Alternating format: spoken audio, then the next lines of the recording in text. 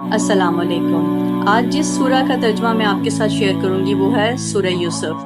سورہ یوسف بہت ہی انٹرسٹنگ، بہت ہی دلچسپ سورہ ہے۔ اس میں پورا کا پورا واقعہ بیان کیا گیا ہے حضرت یوسف علیہ السلام کا، اور یہ قرآن میں بہت کم اس طرح سے ہوا ہے کہ کسی ایک واقعے پر پوری کی پوری سورت نازل کی گئی ہو۔ پورے سیکوینس کے ساتھ چونکہ اس سورت میں تمام واقعات کو ڈسکس کیا گیا ہے، تو اس کی وجہ سے اس سورت میں ایک کہانی کا سا مزہ بھی آتا ہے اور سبق آموز سورہ بھی ہے۔ تو شروع کرتے ہیں۔ بسم اللہ الرحمن الرحیم۔ یہ روشن کتاب کی آیتیں ہیں، بے شک ہم نے اس قرآن کو عربی میں نازل فرمایا تاکہ تم سمجھو۔ ہم نے تمہاری طرف اس قرآن کی وحی بھیجی، اس کے ذریعے ہم تمہارے سامنے سب سے اچھا واقعہ بیان کرتے ہیں، اگرچہ اس سے پہلے تم یقیناً اس سے بے خبر تھے۔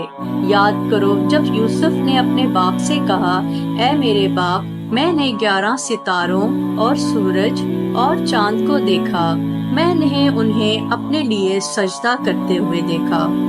فرمایا، اے میرے بیٹے، اپنا خواب اپنے بھائیوں کے سامنے بیان نہ کرنا، ورنہ تمہارے خلاف کوئی سازش کریں گے۔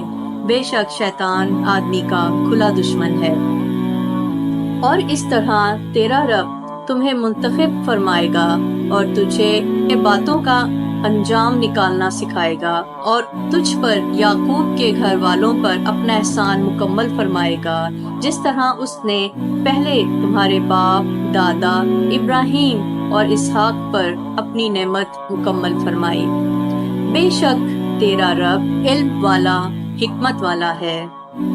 بے شک یوسف اور اس کے بھائیوں کے واقعے میں پوچھنے والوں کے لیے نشانیاں ہیں۔ یاد کرو جب بھائی بولے، بے شک یوسف اور اس کا سگا بھائی ہمارے باپ کو ہم سے زیادہ محبوب ہیں، حالانکہ ہم ایک جماعت ہیں۔ بے شک ہمارے والد کھلی محبت میں ڈوبے ہوئے ہیں، یوسف کو مار ڈالو یا کہیں زمین میں پھینک آؤ تاکہ تمہارے باپ کا چہرہ تمہاری طرف ہی رہے، اور اس کے بعد تم پھر نیک ہو جانا۔ ان میں سے ایک کہنے والے نے کہا، یوسف کو قتل نہ کرو اور اسے کسی تاریک کنویں میں ڈال دو کہ کوئی مسافر اسے اٹھا لے جائے اگر تم کچھ کرنے والے ہو۔ بھائیوں نے کہا، اے ہمارے باپ، آپ کو کیا ہوا کہ یوسف کے معاملے میں آپ ہمارا اعتبار نہیں کرتے، حالانکہ ہم یقیناً اس کے خیرخواہ ہیں۔ آپ کل اسے ہمارے ساتھ بھیج دیجیے تاکہ وہ پھل کھائے اور کھیلے، اور بے شک ہم اس کے محافظ ہیں۔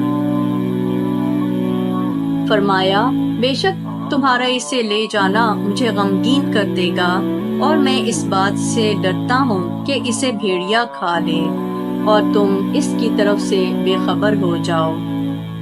انہوں نے کہا، اگر اسے بھیڑیا کھا جائے حالانکہ ہم ایک جماعت موجود ہوں، جب تو ہم کسی کام کے نہ ہوئے۔